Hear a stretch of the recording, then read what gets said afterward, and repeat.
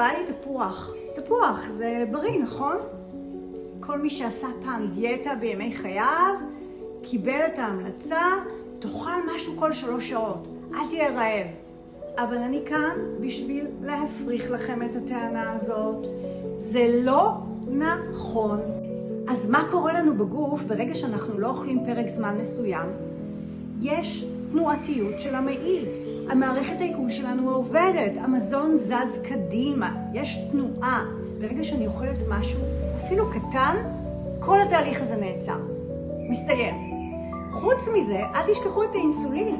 ברגע שאני אוכלת משהו, אפילו קטן ובריא, אינסולין עולה. אינסולין הוא הורמון שגורם לבנייה של שומן. אז כל כמה זמן צריך לאכול? הטיפ שלי אליכם, לפחות כל 4 שעות. אוקיי? תעשו הפסקה של 4 שעות.